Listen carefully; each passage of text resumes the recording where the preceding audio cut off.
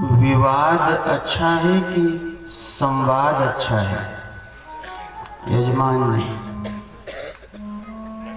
विवाद अच्छा कि संवाद है? संवाद बहनों, संवाद अच्छा है। कोई भी समस्या जब आए घर में, परिवार में, तो उसे झगड़ा करके मत सुलझाना, उसका विवाद करके उसको मत सुलझाना, उसको संवाद करके सुलझा लेना।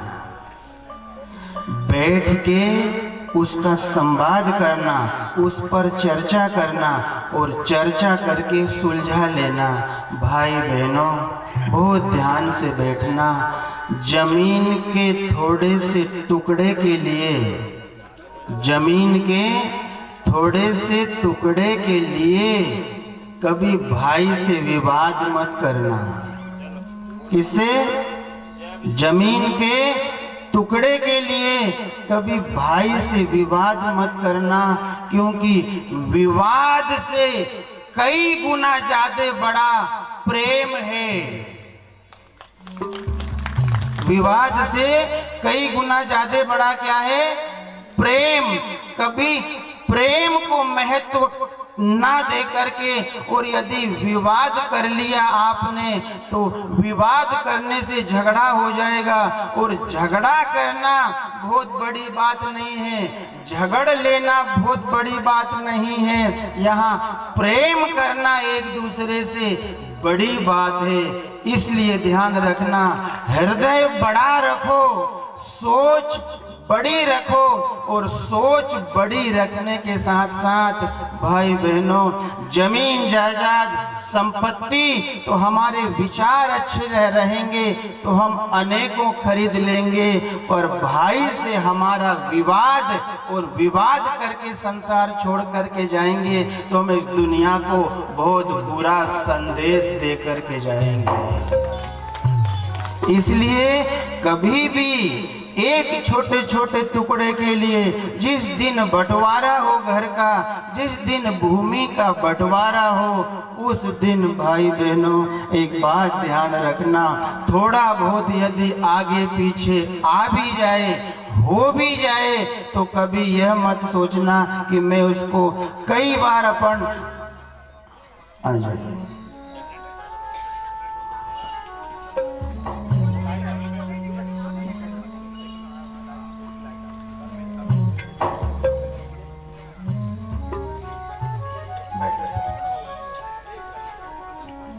बहुत शांत मन से सुनना, क्योंकि इसको खाली कथा मत सोचना कि कथा हो रही है और कथा करने वाला कथा कर रहा है। इसको ऐसे समझना कि भीलट देव महाराज जैसे हमारे क्षेत्र की रक्षा करते हैं, हमारी कई बाधाओं का निवारण करते हैं, ऐसे ही हमारे क्षेत्र को भीलट देव महाराज कुछ संदेश भी देना चाह रहे हैं।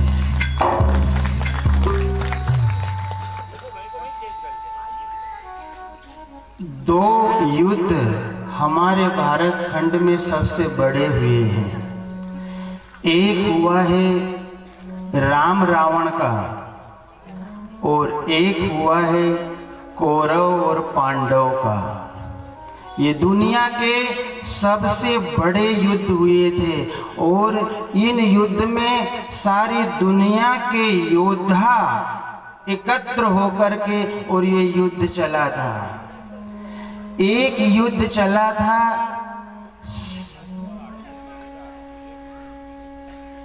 संपत्ति पाने के लिए, और एक युद्ध चला था प्रेम पाने के लिए। एक युद्ध काय का चला था?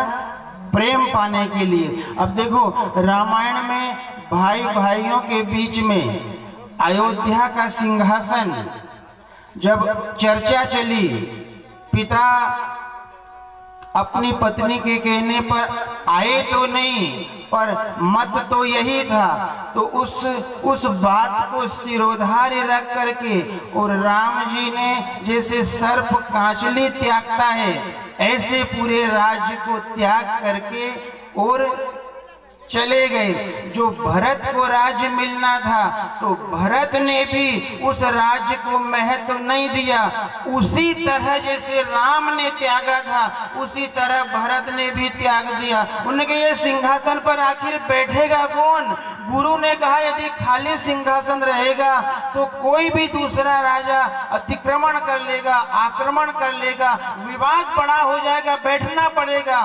पर उस समय चारों भाइयों ने विवाद को महत्व नहीं दिया, चारों भाइयों ने प्रेम को महत्व दिया। काय को महत्व दिया? प्रेम को। महाभारत का युद्ध हुआ, तो उस युद्ध में भी जब युद्ध का यह तय हो गया कि युद्ध पक्का है और युद्ध होगा, तो उस समय श्री कृष्ण विवाद रुकवाने के लिए, झगड़ा रुकवाने के लिए और प्रेम पैदा करने के लिए, आपस में जोड़ने के लिए, तोड़ने के लिए नहीं। श्री कृष्ण का मत था कि कौरव और पांडवों को मैं जोड़ दूं, इनकी संधि हो जाए। और जोड़ने के लिए इतना बड़ा प्रस्ताव रखा कि राज्य का बंटवारा मत करना, भूमि का बंटवारा मत करना, मेरी तरफ से यह राय है धृतराष्ट्र की खाली 5 गांव। कितने गांव भाइयों बोलो ना जोर से? 5 गांव। हस्तिनापुर से हमें कुछ नहीं चाहिए, खाली 5 गांव दे दो, और 5 गांव भी यदि मिल गए तो हम संतुष्ट हो जाएंगे। हम संवाद करना चाहते हैं। ये श्री कृष्ण का आप हम सब के लिए, आने वाले कलयुग के सभी मानव के लिए ये संदेश हुआ है कि विवाद से अच्छा संवाद है। पर नहीं माने और विवाद हुआ, झगड़ा हुआ और इतना बड़ा हुआ कि 1.25 अरब लोग उस युद्ध में अपने अपने बल कौशल को दिखाने आए थे। लाशें बिछ गई, खून की नदियां बह गई। पर बहनों एक बात ध्यान रखना, उतना बड़ा कौरव पांडवों का युद्ध हुआ, पर कभी कुंती और गांधारी के बीच में विवाद नहीं हुआ। हुआ कुंती और गांधारी, युद्ध चलता रहा, बड़ा भयंकर युद्ध होता रहा। पर उसके पश्चात भी दोनों देरानी जेठानी आपस में मिलकर के बात करती रही। समस्या बहुत बड़ी है। दोनों के बेटे युद्ध के मैदान में जीत और हार को लेकर के बैठे हैं, पर कभी आपस में दोनों ने विवाद नहीं किया। बहनों एक बात ध्यान रखना, आपकी जवाबदारी है कभी भाइयों के बीच में विवाद मत होने देना। जहां तक बन पड़े विवाद को रोकना, और यदि फिर भी विवाद ना रुके तो आप देरानी जेठानी प्रेम करना बंद मत करना। क्यों? क्योंकि यह जो संबंध है यह प्रेम का संबंध है। चाहे दुनिया का कितना बड़ा भी संघर्ष झेलना पड़े, पर उन सब संघर्षों से प्रेम दुनिया का सबसे बड़ा है। और मेरे भाई बहनों, आज द्वितीय दिवस है और आप बड़ी संख्या में आए हो, इसलिए आपको प्रणाम। पर पूर्ण शांति से सुनना, हम आपस में सगे संबंधी हैं और हम आपस के सगे संबंधी लड़ें, झगड़ा करें, डंडा उठाएं, लठ उठाएं, वाणी से बुरा बुरा बोलें और झगड़ा हो, और फिर दोनों जाएं थाने में और थाने वाला हमारा न्यायालय को दे दे, और न्यायालय में न्यायाधीश बैठे हैं और दोनों भाई सामने खड़े हैं और सामने खड़े होकर के उस न्यायालय में न्यायाधीश से कह रहे हैं हमारा न्याय करो। और वह यदि न्याय कर देता है, वह जो लिख देता है निर्णय में, आप सब उसको मान लेते हो। क्यों न्यायालय में जाएं, क्यों पुलिस के यहाँ जाएं, क्यों वकील को पैसा खर्च करें। मेरे भाई बहनों, घर में बैठ के संवाद कर लो, घर में बैठ के संवाद कर लो। कोई खेत पे से झगड़ा है तो बैठ जाओ। और गांव में भी पहले का न्यायालय हमारा गांव हुआ करता था साहब। पहले के न्यायालय में हमारे गांव में पटेल हुआ करते थे। आज हमारे बीच दोनों पटेल है, खुन्नू पटेल और अनिल पटेल, जो भीलट देव मंदिर से बड़ी आस्था रखते हैं और हमारी पीढ़ियों से इनके हमारा संबंध रहा है। स्वागत है आपका। भाई बहनों, संवाद पे ध्यान देना। और घर में जब कभी विवाद की स्थिति आ जाए तो यह मत सोचना कि मैं कोर्ट में जाकर के समझौता कराऊं, कोर्ट में जाकर के न्यायालय के शरण में जाकर के और मैं न्याय कराऊं। नहीं, आपस में बैठ जाओ, अपनी अपनी भार्याओं को, पत्नियों को भी बिठा लो और भाई भाई भी बैठ लो और बैठ करके संवाद करके और उस समस्या का निपटारा कर दो। क्योंकि दुनिया में विवाद बड़ा नहीं है, प्रेम दुनिया की सबसे बड़ी धरोहर है। अभी जो यहाँ पीढ़ी बैठी है भाई भाई की, आने वाला समय ऐसा आएगा कि भाई भाई का रिश्ता खत्म होने वाला है। भाई भाई का रिश्ता खत्म होने वाला है। अब आगे का समय ऐसा आने वाला, पहले थे हम दो हमारे, बोलो दो, हम दो हमारे दो। अब धीरे धीरे करके ये समय बदल गया है, हम दो और हमारा एक। तो आने वाले समय में भाई भाई का रिश्ता खत्म होगा कि नहीं होगा? बोलो बोलो ना भैया, होगा कि नहीं होगा? होगा खत्म। इसलिए आपसे निवेदन है, ईश्वर ने हमें, कल अपन ने बात करी थी कि माँ ने अपने खून से, अपने मांस से ये पेट रूपी फैक्ट्री में आप हम सबको गढ़ा है। और दोनों भाई माँ के खून से, पिता के खून से दोनों बने हैं। ये दुनिया में आकर के चंद टुकड़ों के लिए, कागजों के टुकड़ों के लिए, चंद भूमि के टुकड़े के लिए भाइयों में कभी विवाद मत करना। आज द्वितीय दिवस है, आज से ही निर्णय कर लो, प्रेम से आपस में बैठ करके संवाद से बड़ी बड़ी समस्याओं का निपटारा हो जाता है। एक बात और आपको कह करके आगे बढ़ रहे हैं, गांव में बड़े बुजुर्गों का सम्मान रखो, गांव में बड़े बुजुर्गों का आदर रखो। और कभी मान लो घर में विवाद हो जाए तो गांव के, हमारे पिछले जो आज से 15-20 वर्ष पहले जब गांव में झगड़ा हुआ करता था ना, तो गांव के 4 लोगों को बुलाया जाता था और 4 लोग आकर के बैठते थे, दोनों की सुनते थे और दोनों की सुन करके निष्पक्ष न्याय करके जाते थे। जो हमारे बुजुर्गों का न्याय होता था वो सबसे बड़ा न्याय होता था, वो बिना खर्चे का न्याय होता था, वो बिना विवाद का न्याय होता था। तीसरा आपसे निवेदन है भाई बहनों, जोड़ो।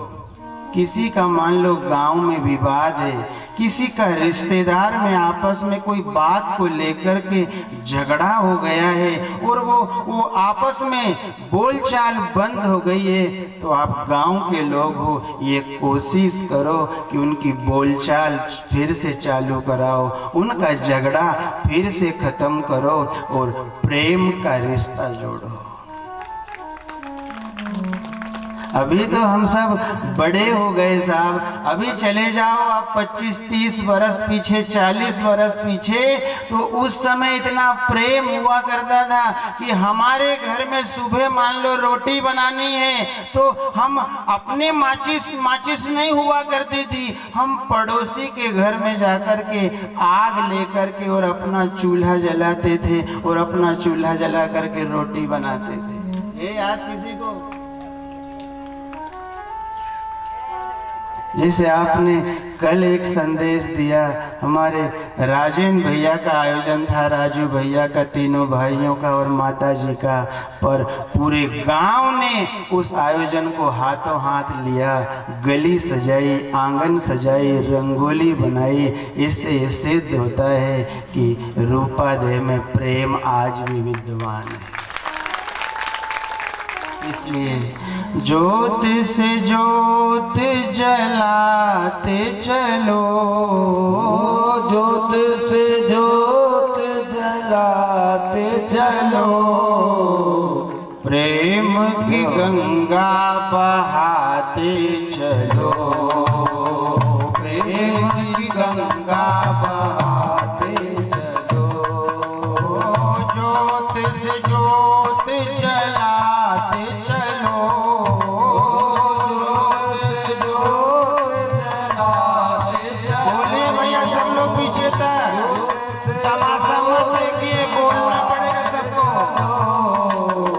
प्रेम की गंगा बहाते चलो, प्रेम की गंगा बहाते चलो, राह में आए जो दीन दुखी, राह में आए जो दीन दुखी, राह में आए जो दीन दुखी, राह में आए जो दीन दुखी, सबको गले से लगाते चलो, सबको गले से लगाते चलो, प्रेम की गंगा बहाते चलो, प्रेम की गंगा बहाते चलो, प्रेम की गंगा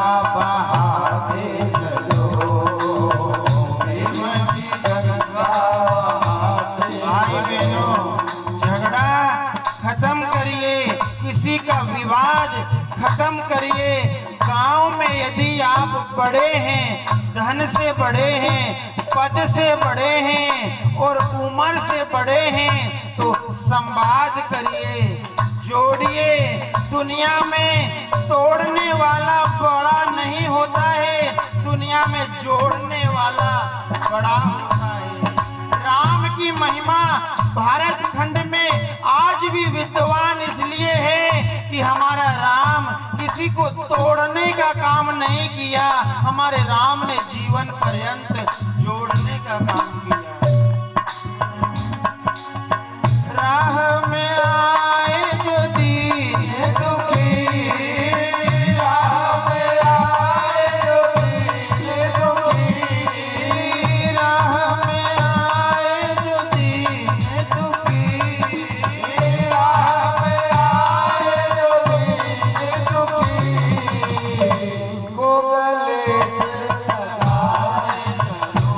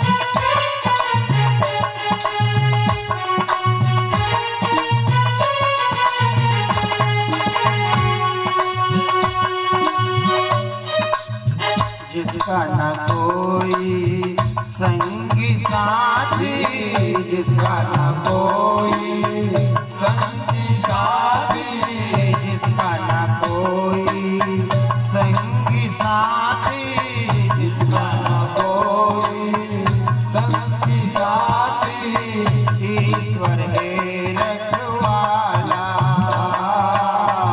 ईश्वर है रखवाला। प्रेम के दीप जलाते चलो, प्रेम के दीप जलाते चलो, प्रेम के दीप जलाते चलो, प्रेम के दीप जलाते चलो, प्रेम की गंगा बहाते चलो, प्रेम की गंगा बहाते चलो, ज्योत से ज्योत जलाते चलो, ज्योत से ज्योत जलाते चलो, ज्योत से ज्योत जलाते चलो, ज्योत से ज्योत जलाते चलो, प्रेम की गंगा बहाते चलो, प्रेम की गंगा बहाते चलो। प्रेम की गंगा पूर्ण शांति से, बहुत आराम से युद्ध हुआ। नहीं माने तो कौरव पांडवों का युद्ध हुआ। युद्ध में पांडवों की विजय हो गई। हस्तिनापुर का पूरा राज्य पांडवों को मिल गया और युधिष्ठिर उस राज सिंहासन पर बैठ भी गया। पर भाई बहनों, विवाद से मिला हुआ राज्य था। करोड़ों लोगों का खून बहा करके वह राज्य मिला था। उस राज्य को पा करके युधिष्ठिर कभी सुखी नहीं रहा। चंद दिनों के बाद ही राज को त्याग करके और नर्मदा के तट पर आकर के उन सभी पापों को धोने के लिए राम नाम जपा है। इसलिए ईमान का और बेईमान का शांति से बैठना। एक आता है धन ईमान का, एक आता है धन बेईमान का।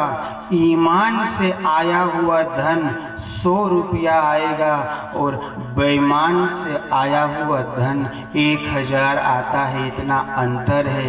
बेईमानी से जो आता है ना, वो बड़ी संख्या में आता है और ईमान से जो आता है वो छोटी संख्या में आता है। मालूम है ना सबको? बेईमानी का कैसा आता है? बड़े तुल्ले से आता है। बड़ी बड़ी गड्डी आती है, बड़ी बड़ी नोटों की गड्डी आती है। और ईमान का, दिन भर में जो ईमान का कमाए वो 500 कमाए, 1000 कमाए, 2000 कमाए, 5000 कमाए। पर बेईमान से वही जब कमाता है तो लाखों रुपया भी रोज का आ जाता है। पर भाई बहनों, बेईमान से तिजोरी तो भरी जा सकती है, बेईमान से घर तो अच्छा बनाया जा सकता है, बेईमान से गाड़ी तो अच्छी खरीदी जा सकती है। पर मेरे भाई बहनों, हृदय में शांति कहाँ से लाओगे? परिवार में प्रेम कहाँ से लाओगे? ये जो बीमारियों का प्रकोप बढ़ रहा है, इसे कम कहाँ से करोगे?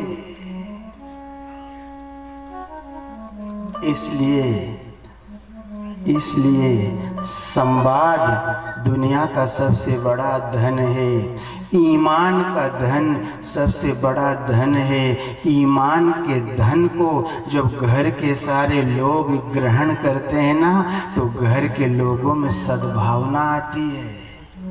ईमान के धन जब लोग ग्रहण करते हैं तो परस्पर परिवार में प्रेम पैदा होता है। ईमान के धन से कमाया और खाया हुआ एक दूसरे की इज्जत करते हैं। पिता की बेटा सुनता है, भाई भाई का सम्मान करता है, सासू बहू के अंदर प्रेम पैदा होता है, देरानी जेठानी के अंदर एक दूसरे के प्रति प्रेम उमड़ता है, तब तो हम ये कहा करते हैं भाई बहनों कि आज के समय में बहनों, बहन, मैंने पिछली बार भी शायद आपको कहा था या दूसरी जगह कहीं ना कहीं ये बात परोसी थी कि बहन और देरानी जेठानी में कौन सी बड़ी है?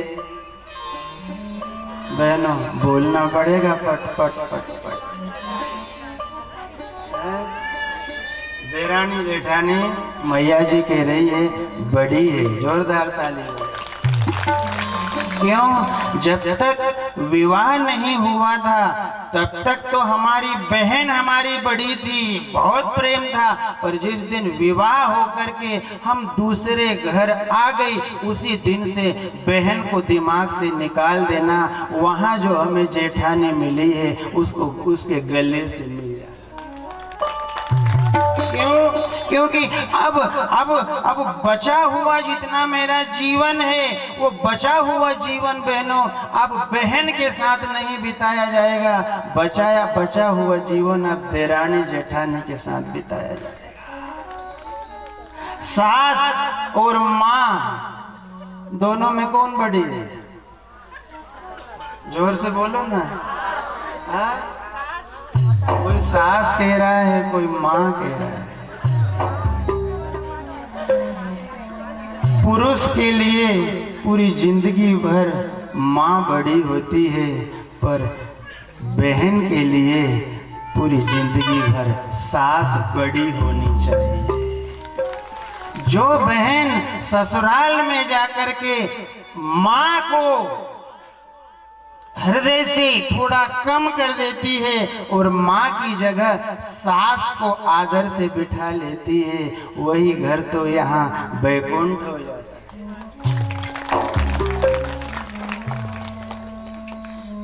बस वह रिश्ता खत्म हो रहा है, भाई भाई का रिश्ता खत्म हो रहा है, देरानी जेठानी में द्वेष पैदा हो रहा है, सास बहू में झगड़ा पैदा हो रहा है। यदि हमारे यहाँ विवाह है तो हम भाई को उतना महत्व नहीं देते जितना साले को महत्व देते हैं। नहीं साहब, आपके घर में जब कोई मंगल कार्य होगा उसमें साला काम करेगा, वह शोभा नहीं देगा, आपका भाई काम करेगा, वह शोभा देगा। आइए रिश्तों को बरकरार रखें, रिश्तों में और प्रगाढ़ प्रेम पैदा करें, क्योंकि प्रेम से बड़ा जमीन का टुकड़ा नहीं हो सकता, प्रेम से बड़ा तिजोरी का धन नहीं हो सकता, और भाई से बड़ा दुनिया में कोई सगा नहीं हो सकता।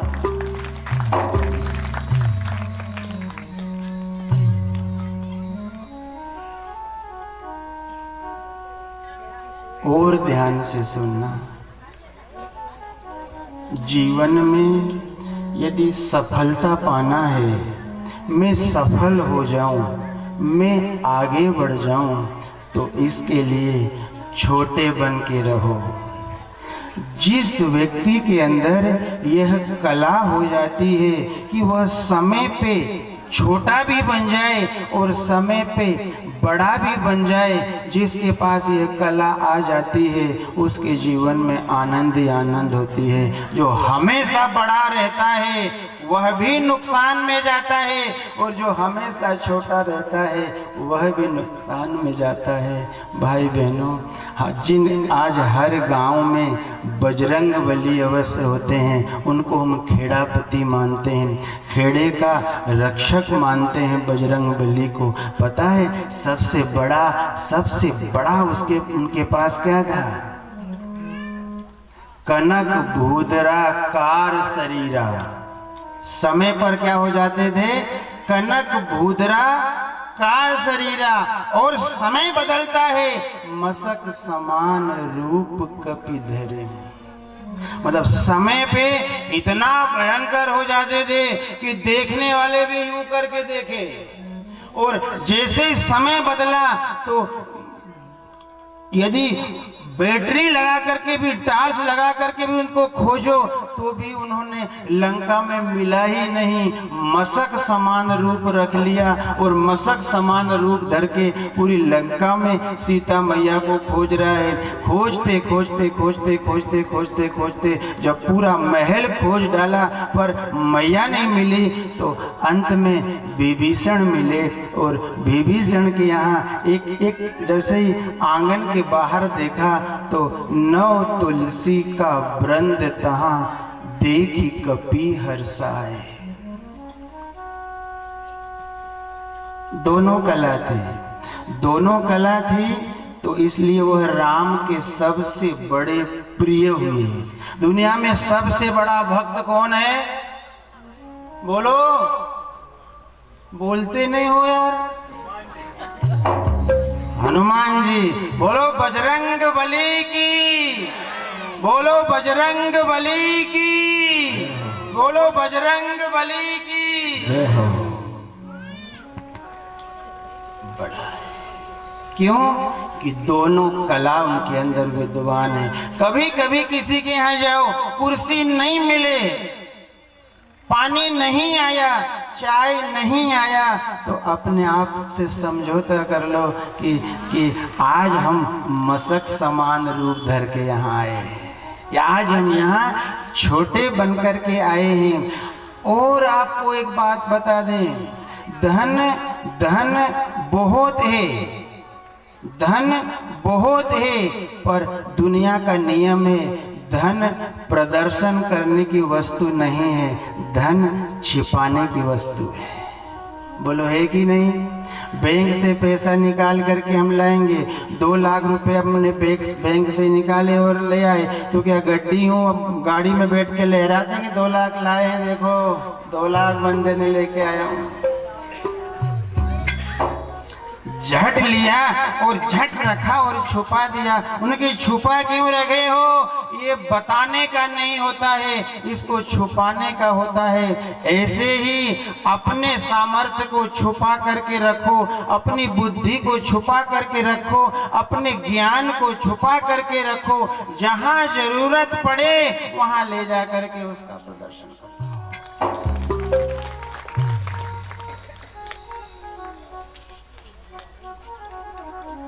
और हनुमान जी में सबसे बड़ी विशेषता यही थी। एक बार लक्ष्मण जी को मूर्छा आ गई और व्याकुल राम तड़पने लगे लक्ष्मण के वियोग में। भाई बहनों, राम इतना रोया, इतना रोया, इतना रोया है राम कि आंखों से पूरे 24 घंटे राम जी के आंखों से आंसू की धारा बंद नहीं हुई। कुछ समय के लिए तो इनके साथ में जो थे सुग्रीव, जामवंत जी, विभीषण, इनको भी संदेह होने लगा, ये भगवान है कि नर है? भगवान यदि होते इतने रोए, इतना इतना इतना। राम रोए जा रहा है, रोए जा रहा है। जामवंत धीरज बंधाए, सुग्रीव धीरज बंधाए, सब लोग बंधा रहे हैं, पर राम ने रोना बंद नहीं किया। मन में सोच रहे हैं, मेरे झगड़े के कारण, मेरे विवाद के कारण आज मेरा भाई मृत्यु सैया पर सोया है। मगर माँ, जब मैं 14 वर्ष के बाद लौट के जाऊंगा और माँ पूछेगी मेरा लक्ष्मण कहाँ है, और मुझे इनकी माँ सुमित्रा का उतना भय और डर नहीं है जितना कौशल्या माँ का डर है। यदि आंख बड़े करके माँ ने पूछ लिया राम लक्ष्मण कहाँ है, तो मैं क्या जवाब दूंगा? मैं मेरी पत्नी के हरण के कारण राम से लड़ा, रावण से लड़ा, और उस विवाद में मैंने लक्ष्मण को यहीं पर संसार त्याग करके और बिना लक्ष्मण के जाऊंगा, तो मैं कैसे अयोध्या में कदम रखूंगा? पता है राम क्यों रोए? राम इसलिए रोए कि राम ने आप हम सबको संदेश दिया है कि दुनिया में सब मिल जाएंगे, जो चाहे वो मिल जाएगा, पर ये भुजा का भाई मुझे दुनिया में खोजने से भी नहीं मिलेगा। लक्ष्मण बता भैया, लक्ष्मण बता भैया, लक्ष्मण बता भैया, लक्ष्मण बता भैया, लक्ष्मण बता भैया, लक्ष्मण बता भैया, लक्ष्मण बता भैया, लक्ष्मण बता भैया, लक्ष्मण बता भैया, लक्ष्मण बता भैया, मैंने क्या भूल किया, मैंने क्या भूल किया, मैंने क्या भूल किया, मैंने क्या भूल किया। लक्ष्मण बता भैया, लक्ष्मण बता भैया, लक्ष्मण बता भैया, लक्ष्मण बता भैया, लक्ष्मण बता भैया, लक्ष्मण बता भैया। पूछेगी माँ मेरा लक्ष्मण कहाँ है, पूछेगी माँ मेरा लक्ष्मण कहाँ है, पूछेगी माँ मेरा लक्ष्मण कहाँ है, पूछेगी माँ मेरा लक्ष्मण कहाँ है। उनसे क्या मैं कहूँगा बता तो जरा, उनसे क्या मैं कहूँगा बता तो जरा, उनसे क्या मैं कहूँगा बता तो जरा, उनसे क्या मैं कहूँगा बता तो जरा। लक्ष्मण बता भैया, लक्ष्मण बता भैया, लक्ष्मण बता लक्ष्मण बता भैया, लक्ष्मण बता भैया, लक्ष्मण बता भैया।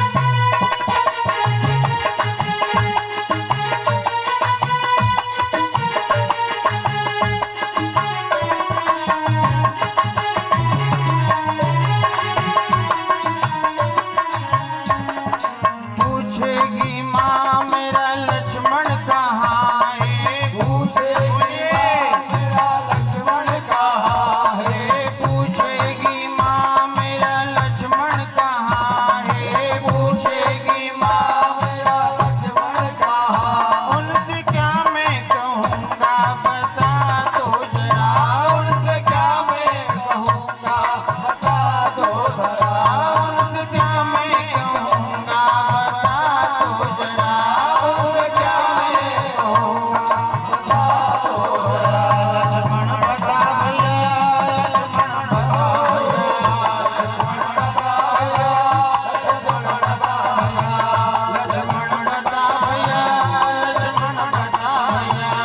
लक्ष्मण बता भैया,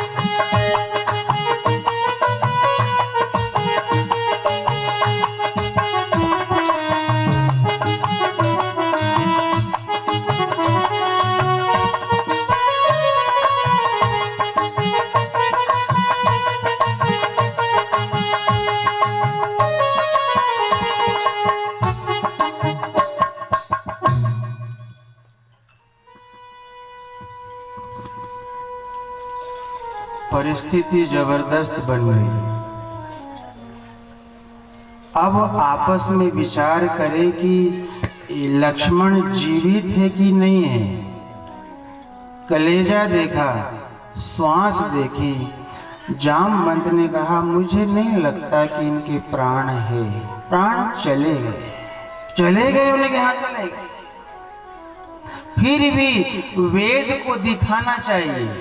देखो बात छोटे पे चल रही है, वेद को दिखाना चाहिए, पर वेद तो हमारे पास है नहीं। वेद रावण के पास है जिनका नाम सुसेन है, और वह वेद यदि आकर के एक बार इनको देख ले, और कहा जाता है वो वेद बहुत बड़े वेद है, यदि वह समय पे आ गए तो कितना बड़ा भी मूर्छित हो, प्राण यदि निकल भी जाए और 2-5 मिनट में यदि उस वेद जी को लाया जाए तो वेद प्राण वापस ला सकते हैं, इतने पावरफुल वेद है। पर दुश्मन के ही लाएगा कौन? तो जब ये मंत्रणा चल रही थी ना उस समय, तो जो सबसे पावरफुल था, जो सबसे ताकतवर था, वो उचक नहीं रहा था, चुपचाप दूर जाकर के अपने हिसाब से बैठे थे। ये बड़े बड़े अंगद, सुग्रीव, जामवंत, राम, इनके बीच में मंत्रणा चल रही थी। हनुमान जी तो दूर बैठे थे। सब ने अपने अपने विचार से सोचा, जामवंत आप नहीं, हम भी जा सकते हैं, पर हमारे अंदर छोटे बनने का गुण नहीं है, हमारे अंदर छोटे बनने का गुण नहीं है। अंगद, सुग्रीव, नहीं, बल तो हमारे अंदर है, पर मशक समान वाली राय हमारे अंदर नहीं। हमको छोटा बनना आता ही नहीं, हम हमेशा मोटे ही रहते हैं।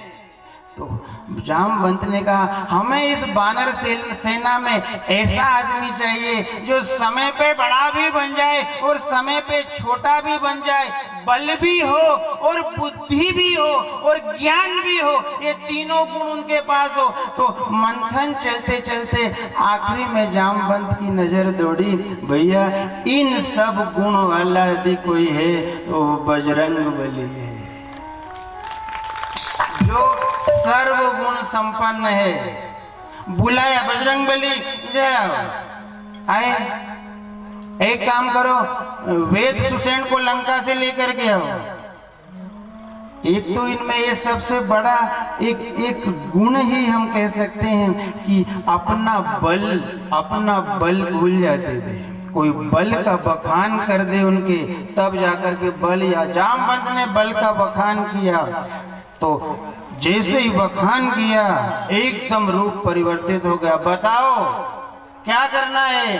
उनके करना कुछ नहीं है, वेद सुसेन को लेकर के आना है। चतुराई का काम है, बुद्धि का काम है, और यदि आपने चतुराई दिखा दी, बुद्धि दिखा दी और वेद आ गया तो लक्ष्मण भैया के प्राण बच जाएंगे।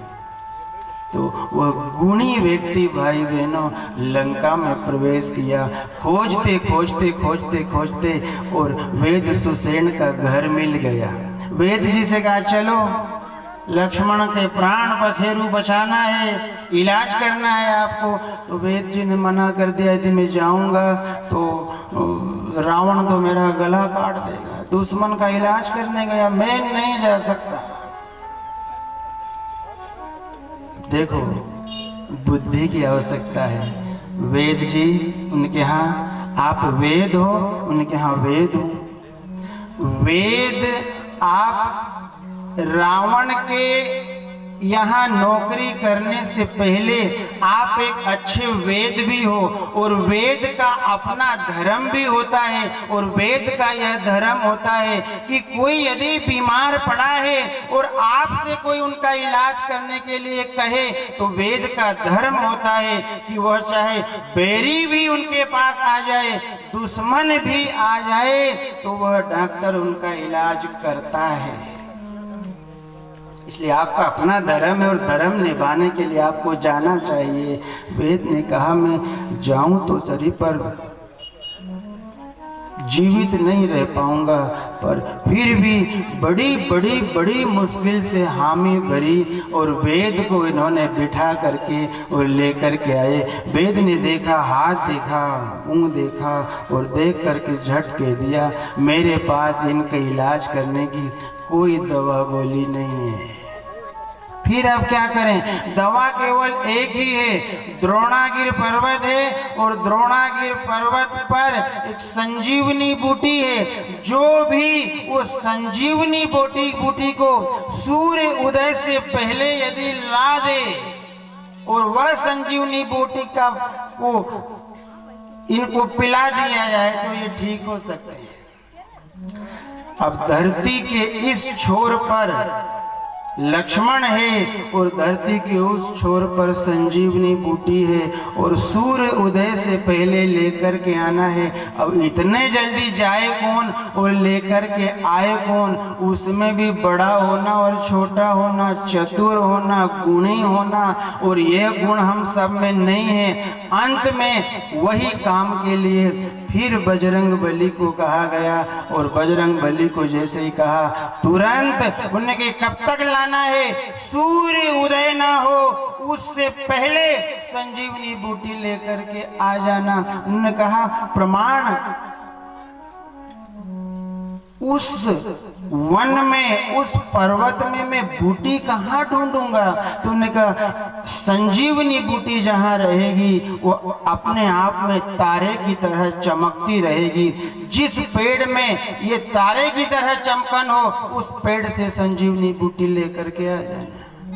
ये चले जिनके अंदर छोटे और बड़े दोनों का गुण होता है उनके लिए दुनिया में कोई भी कार्य असंभव नहीं होता है, वो हर काम को संभव कर लेता है। दूसरा आपसे एक निवेदन है, भाई बहनों, कथा में प्रवेश कर रहे हैं, एक बात और कहकर के आप आगे बढ़ रहे हैं। जीवन में धैर्य रखो। क्या रखो? धैर्य, धीरज रखो, क्योंकि हमारे यहाँ कहावत है धीरज का फल मीठा होता है। अब फिलहाल पता है क्या हो रहा है? किसी को भी धैर्य नहीं है, सबको जल्दी है, कोई भी काम तुरंत हो जाए, कहीं भी जाना है तुरंत पहुंच जाऊं, तुरंत ये काम को कर लूं। नहीं, जीवन में धैर्य रखना, क्योंकि धैर्य मनुष्य की सबसे बड़ी पूंजी है। जिनके पास धैर्य होता है उनके जीवन में हर काम सफल होता है, और जिनके जीवन में धैर्य नहीं होता वो काम हर विफलता की ओर जाता है। रोटी खाना है तो धैर्य रखना, धैर्य रखोगे तो पकी रोटी मिलेगी, और धैर्य नहीं रखोगे तो अधकचरी रोटी मिलेगी। कई आदमी की आदत है धैर्य भी नहीं रखूं और रोटी भी आए, और रोटी आए तो वह पकी भी आए। धैर्य भी नहीं रखो और पकी रोटी भी आए, ये दुनिया में संभव नहीं है। धैर्य रखोगे तो पकी रोटी आएगी, और धैर्य नहीं रखोगे तो कच्ची रोटी आएगी। धैर्य रखो। किसी ने कुछ बोल दिया, घर में बोल दिया, परिवार में बोल दिया, धैर्य रखो और धैर्य रख के उस पर विचार करो, और विचार करके फिर अपनी बात रखो। धीरज का फल मीठा होता है। धैर्य नहीं रखता आदमी, एक्सीलेटर यूं करता डुर डुर डुर डुर डुर डुर, 180 180 180 180 पे चलाने से पहले ध्यान रखना पत्नी भी घर में बैठी है, माँ भी घर में बैठी है, कई परिवार हमसे जुड़े हुए हैं, इसलिए गाड़ी को 60-65 तक ही रहने दो, 100 पर मत ले। और गाड़ी खेलने की वस्तु नहीं है कि हम चलाएं और चलाते चलाते हाथ छोड़ दें और के बंदा देखो छुट्टा चलाए। गाड़ी को छुट्टा मत चलाना कि 5 मिनट में चटनी बन जाए। जैसे टमाटर की बनती ना, ऐसे चटनी बन जाएगी, पहचान भी नहीं पाओगे। लोग कहेंगे ये आपका है कि नहीं है। वो चटनी को देख करके लोग कहेंगे क्या पता, मेरे को तो संशय हमारा है कि नहीं। घर में धीरज रखो, परिवार में धीरज रखो, सफलता मिलेगी, धीरज रखो। आम लगा है, लग गया, उसको लगने दो, पकने दो। पता है धीरज खत्म होने के कारण हर वस्तु से स्वाद विदा हो रहा है। सब्जी वाले ने धीरज रखना बंद कर दिया तो बताओ सब्जी में स्वाद कम हुआ कि नहीं हुआ? आम वाले ने धैर्य कम कर दिया तो बताओ आम का स्वाद पहले वाला बचा? पपीता वाले ने धैर्य कम कर दिया तो बताओ पपीता में स्वाद बचा? जो पहले स्वाद था वो आज बचा है? खत्म हो रहा है। क्यों? धैर्य खत्म हो गया तो संसार से स्वाद विदा हो गया। हमारे घर का पपीता खाओ जो पका हुआ है पेड़ में, और आप मॉल से खरीद कर लाओ वो खाओ, दोनों में बहुत अंतर दिखेगा। एक में स्वाद है और एक निस्वाद है। जिनके हृदय में धैर्य होता है उनके चेहरे पर भी तेज होता है। जिनके हृदय में धैर्य और मीठी वाणी, ये दो हमारे गहने हैं। धैर्य और मीठी वाणी, ये दो गहने जो हृदय में रखता है वो जहाँ भी जाता है उसके चेहरे पर चमक होती है। और ऐसा नहीं होता है कि फल ही स्वाद दे, गुलाब जामुन ही स्वाद दे, जलेबी ही मीठी है। नहीं मेरे भाई बहनों, ये वाणी भी उस गुलाब जामुन से 1000 गुना मीठी होती है। पर क्या करें, ये वाणी में कड़वाहट हो गई। आपने भोजन में तो मिठास ला दी पर वाणी में कड़वाहट हो गई। बोलते ही नहीं आता साहब, आदमी को बोलना ही भूल गया है। अबे तबे तू तपाट, बात बात पे गाली गलोच, और बार बार इस जीवन को गाली देकर के बात करे, बात बात में गाली देकर के बात करे। पता है इससे जीवान अशुद्ध होती है। ये जीवान जब अशुद्ध हो जाती है तो सबसे पहले ये राम नाम से दूर होती है, और जब ये राम नाम से दूर हो जाती है तो फिर व्यक्ति हमेशा परेशान रहता है।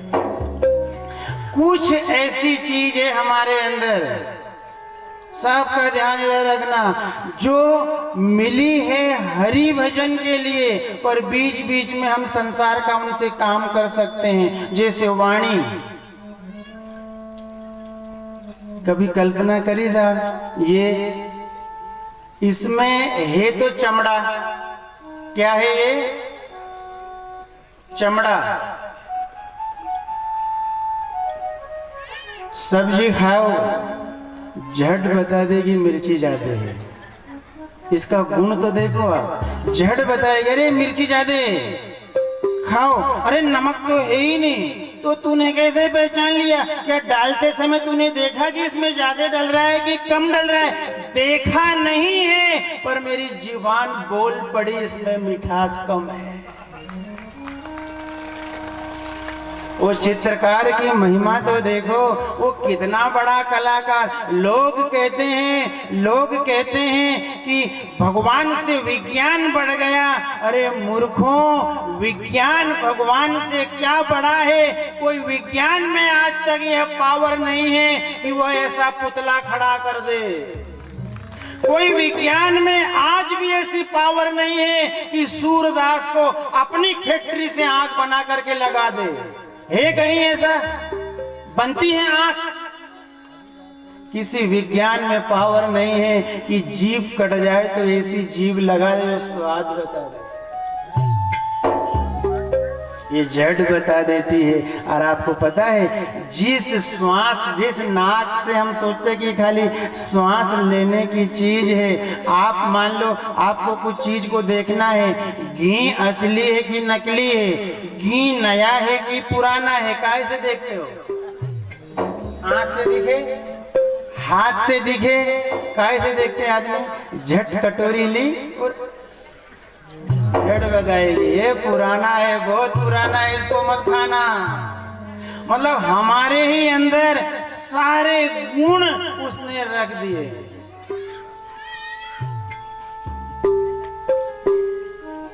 जब तो किसी ने कहा है वो कौन चित्रकार है, वो कौन चित्रकार, कोई चित्रकार है, कोई कलाकार है, कोई पर्दे की आड़ में बैठा है जो सबको नचा रहा है।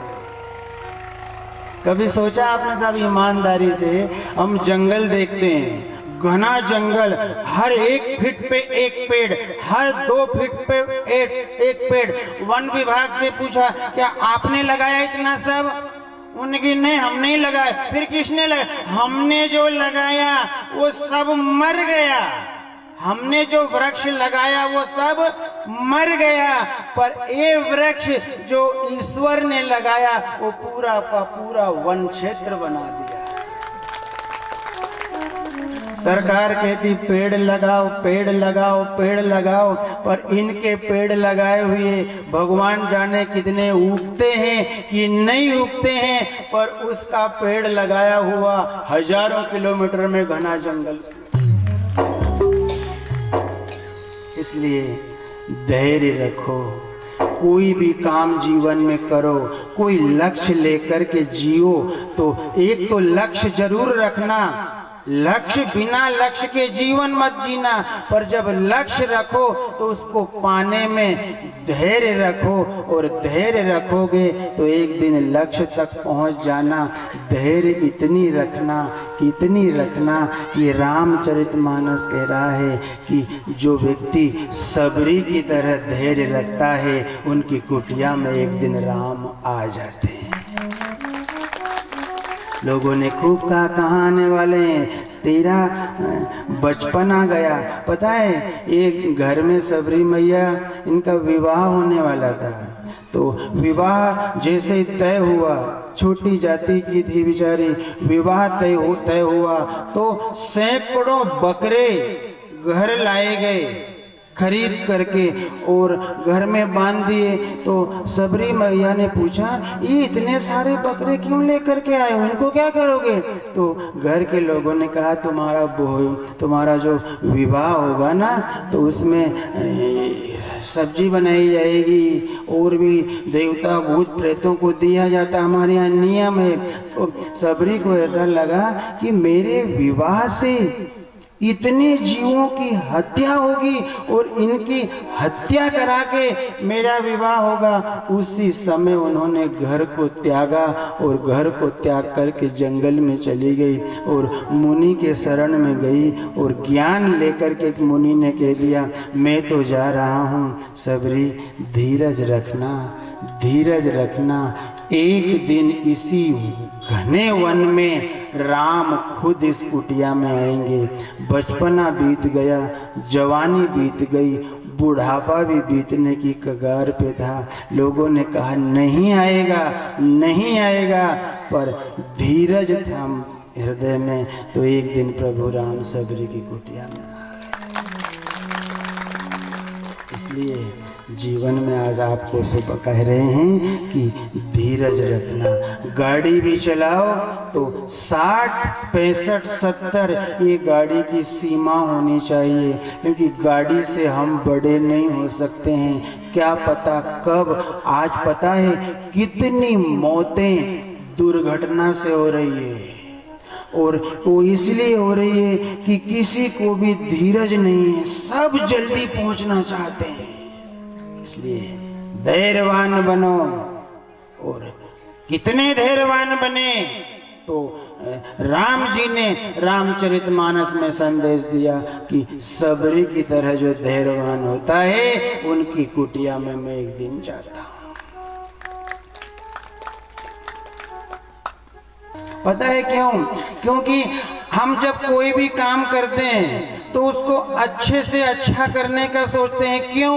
क्योंकि हमारे जो विरोधी हैं वो विरोधी यदि देख लेंगे तो वो निंदा करेंगे, वो मजाक करेंगे, वो ठिठोली उड़ाएंगे। तो ऐसा काम करो कि उनको ठिठोली उड़ाने की जरूरत ही ना पड़े, हम इतना अच्छा काम करके देंगे। तो अच्छा काम करते समय ध्यान किसको रखा? बुरों को। और गांव का हो कोई भी काम तो हम काम करते समय ध्यान, क्योंकि अपने तो अपने होते हैं साहब, वो तो बिना बिछाए भी यदि उनको पत्तल परोस दो तो वो बैठ जाए। क्यों? अरे अपन घर के आदमी यार, कहीं भी बैठ जाओ, कहीं भी खा लो, क्यों? अपन घर के लोगों की चिंता नहीं होती है। जो ये सब सजाया जाता है ना, वो दूसरों के लिए सजाया जाता है। ईश्वर की भक्ति ज्ञान से नहीं, ईश्वर की भक्ति बुद्धि से नहीं, ईश्वर की भक्ति चतुराई से नहीं, फिर काहे से? ईश्वर की भक्ति प्रेम से करना। प्रेम से जो उसकी भक्ति करता है उसे ईश्वर साक्षात दर्शन दे देते हैं। क्यों? प्रबल प्रेम के पाले पड़कर प्रभु को नियम बदलते देखा। प्रबल प्रेम के बोले ना सब लोग, पीछे वाले भैया भी बोलिए साहब बहनों। बदलते देखा। प्रबल प्रेम के पाले पड़कर प्रभु को नियम बदलते देखा। प्रबल प्रेम के पाले पड़कर प्रभु को नियम बदलते देखा। गायत्री मैया की जय हो। आप भी बोलिए। प्रबल प्रेम के पाले पड़कर प्रभु को नियम बदलते देखा। प्रबल प्रेम के पाले पड़कर प्रभु को नियम बदलते देखा। प्रभु को नियम बदलते देखा। प्रभु को नियम बदलते देखा। प्रभु को नियम बदलते देखा। प्रभु को नियम बदलते पर भक्त का मान भले टल जा, अपना मान भले टल जाए, पर भक्त का मान न टलते देखा। अपना मान भले टल जाए, बोलिए। मान टलते देखा। अपना मान भले टल जाए, पर भक्त का मान न टलते। अपना मान भले टल जाए, भक्त का मान न टलते देखा। प्रबल प्रेम के पाले पड़कर प्रभु को नियम बदलते देखा। प्रबल प्रेम के पाले पड़कर प्रभु को नियम प्रभु ने बदलते देखा। कृष्ण अवतार में नियम बदले, कर्ण निहत्ता था और रथ का पहिया धरती में घुस गया था। नीचे उतरे और पहिया धरती से ऊपर निकालने के लिए ताकत आजमा रहे हैं। उसी समय श्री कृष्ण ने अर्जुन से कहा मार दे। उन्होंने कहा ये तो युद्ध का नियम नहीं है, ये युद्ध के दायरे में नहीं आता है। तो श्री कृष्ण ने कहा कि दुष्ट के लिए मैं नियम बदल रहा हूँ। किसी भी परिस्थिति में हो, यदि दुश्मन को हराना है तो किसी भी परिस्थिति में बाण चला देना चाहिए। प्रबल प्रेम के पाले पड़कर प्रभु को नियम बदलते देखा। प्रबल प्रेम के पाले पड़कर प्रभु को नियम बदलते देखा। अपना मान भले टल जाए, पर भक्त का मान न टलते देखा। अपना मान भले टल जाए, पर भक्त का मान न टलते देखा। स्वामी जी ने अपनी लेखनी को आगे बढ़ाया और संशय से रामचरितमानस का प्रारंभ हुआ। शांति से बैठना, कथा में आधा घंटा और बचा है। अच्छे दिन जल्दी बीतते हैं, इसलिए शांति से बैठना था। संशय से कथा का प्रारंभ हुआ। यहाँ कई संशय हैं। एक गरुड़ को संशय हो गया था, और गरुड़ को इस बात का संशय हो गया कि जब राम लक्ष्मण नागपाश में बंधे तो हनुमान जी ने गरुड़ को लेकर के आए और गरुड़ को कहा, निवेदन किया कि राम जी जो नागपाश में बंधे, आप इनका बंधन काटो। तो गरुड़ जी ने बंधन को काटा। अब बंधन तो कट गया, पर संशय हो गया कि जो नागपाश में बंधे थे और मैंने इनको नागपाश से छुड़वाया, तो फिर मैं बड़ा कि ये बड़े? हम में से बड़ा कौन है? यदि ये परब्रह्म परमात्मा होते तो नागपाश में कैसे बंध गए? और यदि बंध भी गए तो फिर ये अपना बंधन खुद तोड़वा देते। इन मेरे को बुलाया गया और मैंने काटा, मैं नहीं होता तो ये बंधे ही रह जाते। इसका मतलब कहीं ना कहीं गरुड़ का मान है, बिना मतलब का वाहन बन करके बैठा हूं, अपन भी कुछ हस्ती है। नारद के पास गए, नारद जी भ्रम हो गया दादा। उनकी क्या भ्रम? भ्रम ये कि भगवान भगवान की जय जयकार लोग करे, सब राम राम राम राम करे, पर बंदा राम से बड़ा है। उनकी क्यों? नागपाश में बंद गए थे, अपन ने काटा, अपन नहीं होते तो कौन क्या कर पाता? ये भी एक बीमारी है, सामीप्य दोष, जिसे कहा जाता है सामीप्य दोष। मतलब मान लो गुरु और चेला दोनों साथ में रहे, तो साथ में रहे, गुरु उठे 6 बजे सुबह और चेला उठ जाए 4 बजे, और वह गर्म पानी करके गुरु को नहलाए, तो धीरे धीरे चेले को लगने लग जाए यार बंदा तो 4 बजे रात को उठे और गुरु जी तो 6 बजे रात को 6 बजे सुबह उठते हैं। गुरु जी तो एक ही बार सुबह माला फेरते हैं, अपन तो पूरे दिन भर सेवा भी करो और माला भी फेरो, तो बड़े तो अपन। इसे कहा जाता है सामीप्य दोष। तो गरुड़ विष्णु जी के वाहन है, और आज उन्हीं पर संदेह हो गया। नारद जी ने कहा अपने बस का काम नहीं है। क्यों? हमारे साथ भी एक बार यही लफड़ा हुआ था। हम भी अपने आप को बहुत बड़ा ज्ञानी समझ रहे थे, हम सोचते थे हमसे बड़ा कोई ज्ञानी नहीं। एक बार साधना कर रहे थे, इंद्र ने कई अप्सराएं देखी, सारा प्रयत्न कर लिया, पर बंदे का राम नाम नहीं छूटा, तो अहम आ गया था। और वही अहम में एक शील निधि नाम का राजा हुआ था, एक सुंदर सा गांव बसा दिया गया था, और भगवान ने मेरी मट्टी पलीत कर दी थी। वही रोग आपको भी हुआ है, ये बहुत जघन्य रोग है, इसका इलाज कहीं होता नहीं है। आप तो एक काम करो, पिताजी के पास जाओ। तो नारद जी ने पिताजी के पास भेज दिया, ब्रह्मा जी के पास। ब्रह्मा के पास गए तो ब्रह्मा जी से कहा कि मेरे मन में तो संदेह ने, क्या मैं बड़ा कि राम बड़ा? तो पता है ब्रह्मा जी ने क्या कहा? मेरे को भी एक बार यही बीमारी हो गई थी। पीछे तक ध्यान से सुनना। ब्रह्मा जी ने कहा मेरे को, तो पूछा आपको कब ये बीमारी हो गई थी? जब ये सृष्टि की उत्पत्ति हुई, तो उत्पत्ति होने के पश्चात यहाँ पर एक आकार का बहुत बड़ा खंबा खड़ा था उत्पत्ति में के बाद में। तो विष्णु जी और ब्रह्मा जी दोनों के बीच में झगड़ा हो गया कि हम दोनों में से कौन बड़े। कौन कौन?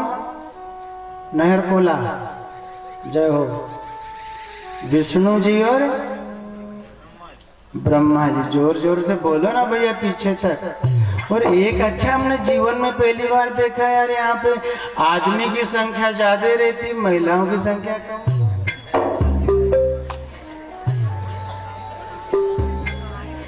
हमेशा कथाओं में इनको हारते हुए देखा, आपको जीतते हुए देखा, पर यहाँ मामला गड़बड़ा गया। कि कल भी पंडाल पूरा भर दिया था, आज भी पूरा भर दिया है।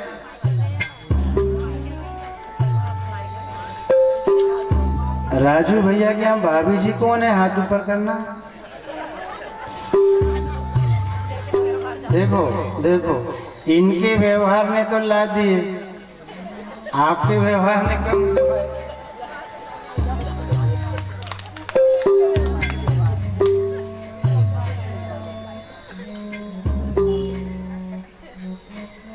मेरे को भी एक बार बीमारी हो गई थी। कौन कह रहे? ब्रह्मा जी।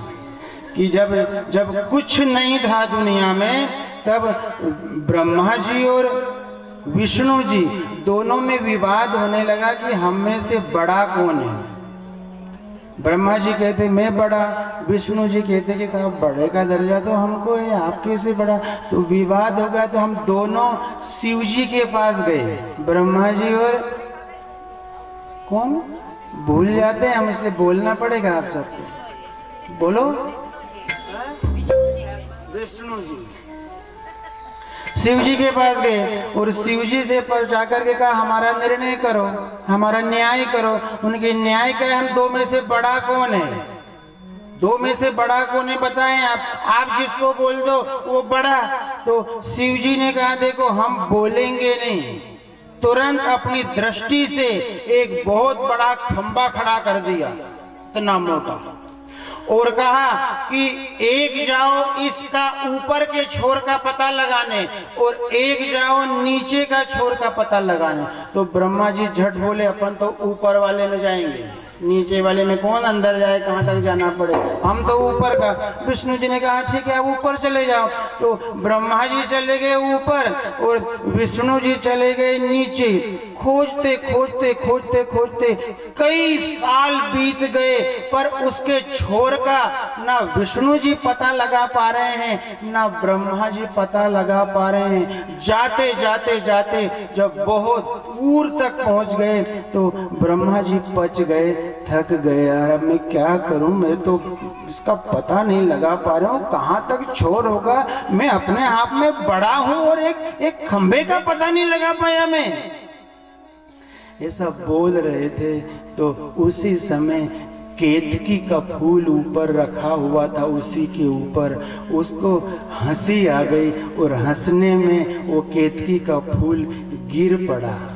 और जैसे ही गिरा तो गिरते गिरते वो ब्रह्मा जी के हाथ में आ गया। पूछा आप? उन्होंने मैं केतकी का फूल। ब्रह्मा जी ने बुद्धि लगाई, यार एक काम करना, हमारे छोर का न्याय हो रहा है, तू थोड़ा सा झूठ बोल देना कि ये ब्रह्मा जी ने छोर का ऊपर का पता लगा गया, ऊपर एक फूल मिला था और ये प्रूफ के तौर पे तू बोल देना। तेरे से जब पूछेगी क्यों तेरे को ऊपर से लाया है तो बोले ना हाँ। फूल ने कहा दादा बिना मतलब का झूठ मत बुलवा, लफड़े में पड़ जाऊंगा। उन्होंने कहा एक बार मेरे लिए झूठ बोल दो। जो ब्रह्मा जी ने हाथ पांव जोड़े तो उन्होंने कहा ठीक है। विष्णु जी भी नीचे से आ गए, ब्रह्मा जी भी आ गए। पूछा पता लगा है? तो विष्णु जी ने साफ साफ बोल दिया साहब नेति नेति नेति, मैं हार गया हार गया हार गया, मैं नहीं पता लगा पाया। विष्णु जी ब्रह्मा जी से पूछा आपने लगाया? हाँ ऊपर तक लगाया, ऊपर ये फूल रखा था, ये फूल भी मैंने सबूत के तौर पर लेकर के आ गया हूँ। फूल से पूछा क्यों लगा, ये लगाया? तो उन्होंने कह दिया हाँ लगा दिया। तभी शिव जी ने कहा ये झूठ बोल रहे हैं, इस छोर का पता न विष्णु ने लगाया न ब्रह्मा जी ने लगाया। झूठ बोलने के परिणाम में केतकी के फूल को कहा आज के बाद इस दुनिया में तो किसी भी पूजा स्थल के काम नहीं आएगा, तेरे को श्राप देते हैं। विष्णु ब्रह्मा जी से कहा तुमने झूठ बोला, झूठे मान पाने के लिए, झूठा सम्मान पाने के लिए। बहनों मान लो देरानी जेठानी का हार लेकर के शादी में गए तो वहाँ बोलो नहीं अपना है, अरे अब मैंने लाया मेरा है, देखो मेरा है। जिनका है उनका बोलना चाहिए। अब ये नहीं बोल पाए तो ब्रह्मा जी को बोल दिया आज के बाद इस धरा पर तुम्हारी कहीं भी पूजा नहीं होगी तो आज भी ब्रह्मा जी की पूजा नहीं होती है। वही जो आकार था वो शिव जी का प्रतिबिंब बिंब जिन्हें शिवलिंग के नाम से आज पूजा जाता है। बोलो ओमकारेश्वर भगवान की जय हो। तो ब्रह्मा जी ने कहा मैं भी एक बार इसी बंधन में फंस गया था, मेरे भी बस का नहीं है, फिर जाएं कहाँ? आप तो भोले बाबा के यहाँ जाओ, वह कोई ना कोई उपाय बताएंगे। तो भोले बाबा के पास गए। ओम नमः शिवाय, ओम नमः शिवाय, ओम नमः शिवाय, ओम नमः शिवाय, ओम नमः शिवाय, ओम नमः शिवाय। ओम नमः शिवाय, ओम नमः शिवाय, ओम नमः शिवाय, ओम नमः शिवाय, ओम नमः शिवाय, ओम नमः शिवाय, ओम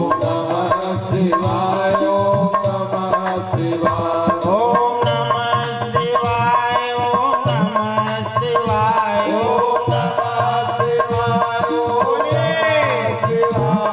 ओम नमः शिवाय, ओम नमः शिवाय, ओम नमः शिवाय, ओम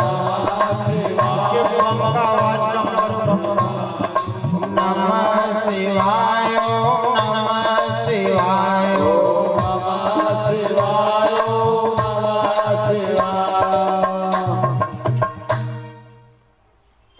तब उन्होंने कहा खग समझे खग ही की भाषा, इनको गरुड़ को किनके पास भेजा? काकभूषण जी के पास। बहुत अच्छी कथा सुनाते हैं और आप जाओ उनके सानिध्य में बैठना और बैठ करके कुछ दिन तक राम कथा सुनना। वह कथा से आपके संशय सभी दूर हो जाएंगे। ये कथा भाई बहनों संशय से प्रारंभ होती है और जब कभी किसी चीज का संशय होता था तब ये कथा संशय दूर करती थी। गरुड़ ने काकभूषण का संशय दूर की। काकभूषण जी ने गरुड़ का संशय दूर किया और याज्ञवल्क्य ऋषि ने भारद्वाज ऋषि का संशय दूर किया। एक समय माघ का महीना, अभी ये जो कथा चल रही है ना, बहुत अच्छा समय है।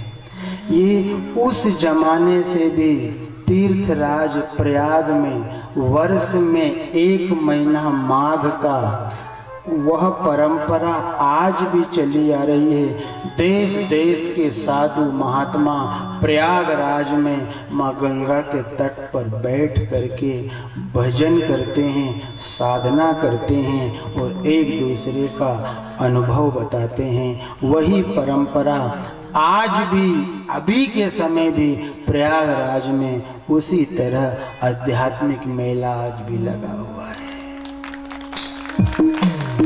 ऐसा ही मेला था, पूर्ण हुआ, सारे साधु महात्मा अपने अपने गंतव्य को जाने लगे।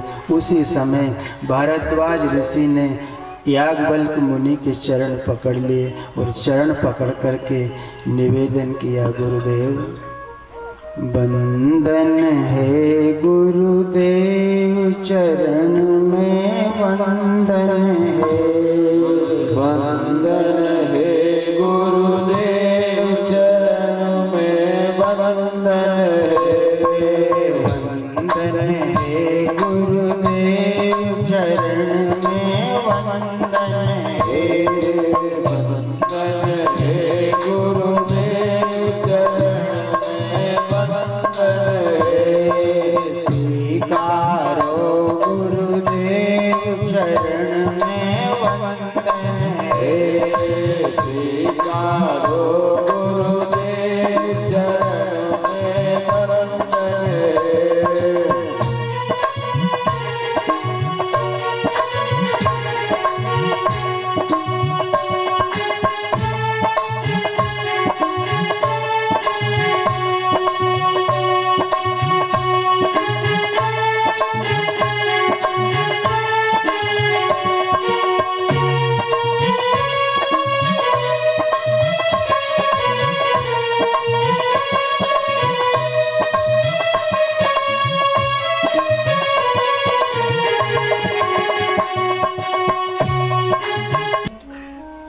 जितने लोग भजन कर रहे हैं ना, जितने लोग साधना कर रहे हैं, ये कोई ना कोई गुरु की ऐसी वाणी लगी है जिसके कारण वहाँ बैठ गए। ये जो भाइयों में विवाद हो रहा है, 4 भाई है, 4 ही अलग अलग है, सबका अपना अपने थोड़ी थोड़ी झुपड़ियाँ बना बना करके बैठे हैं। पता है इसका कारण क्या है? शब्द। ये शब्द जब बोलते हैं एक दूसरे को, ये बहनें एक दूसरे को बोलती है, घायल हो जाती है। घायल होने से सब तारों तार बिखर जाता है। गुरुदेव ऐसा शब्द सुना दो, ऐसी वाणी सुना दो कि ये मन जो राम में भटक रहा है, कौन राम बड़ा है, मुझे कृपा करके राम से मेरा प्रेम जोड़ दो। याज्ञवल्क्य जी ने बोलना प्रारंभ किया, इधर शिव जी ने अपनी धर्म पत्नी को कथा सुनाना प्रारंभ किया। पर कभी ये काम कभी वो काम, कोई ना कोई बहाना बना करके कथा में अरुचि दिखाने लगी। भोले बाबा को अच्छा नहीं लगा। एक दिन विचार किया, एक बार त्रेता युग माही शंभु गए। बोलो शंभु गए, बोलते नहीं हो यार। एक बार त्रेता युग माही शंभु गए। हम भी नहीं बोलेंगे।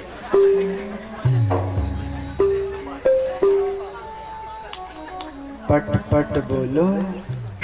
बहनों घर में तो ऐसी ही रहती हो क्या चुपचाप? पूरे घर को हथेली पे उठा के घूम लेती है कई बार, अब अपनी पे आती है।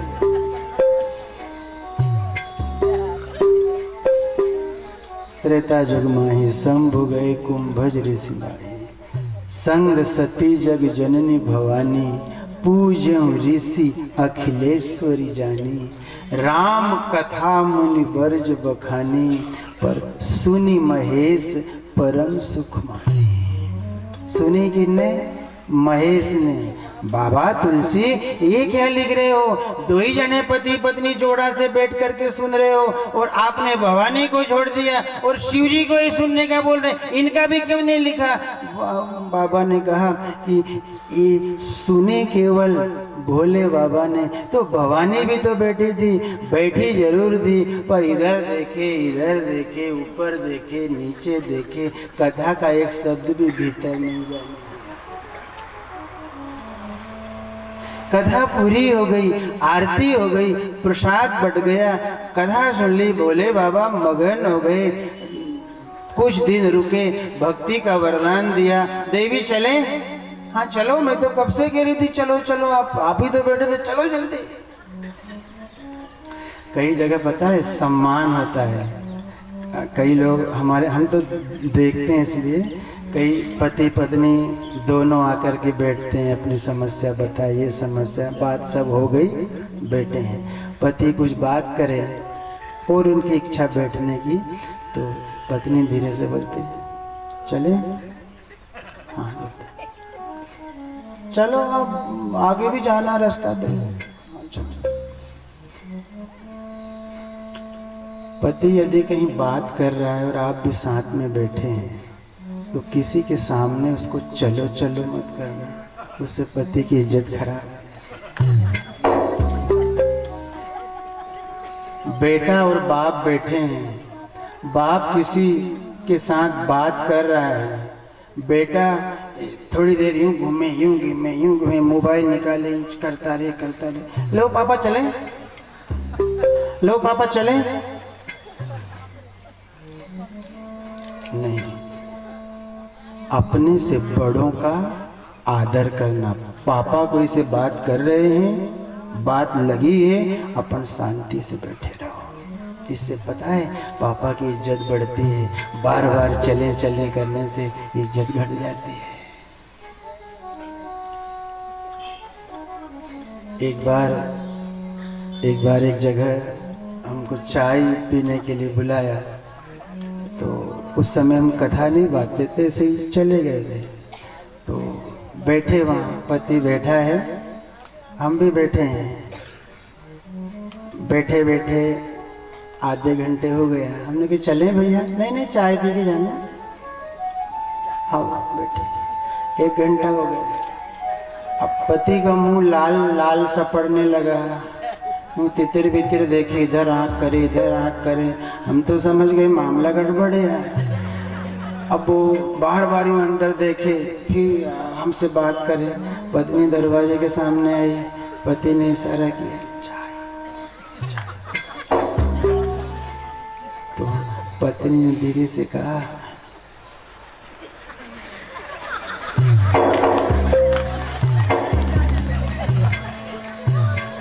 दूध भी नहीं है, शक्कर भी नहीं है, कुछ नहीं, जान दो फोकट की बला।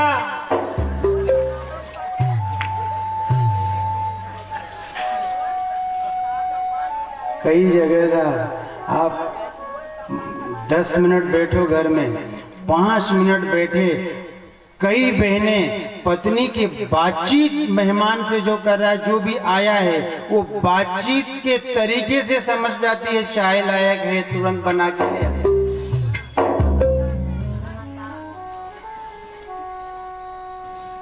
सम्मान करना। कहाँ कथा थी? कथा कहाँ थी बहना?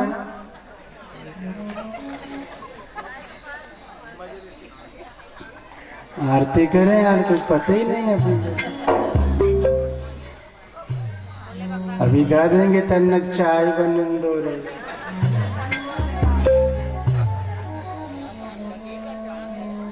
कुंभ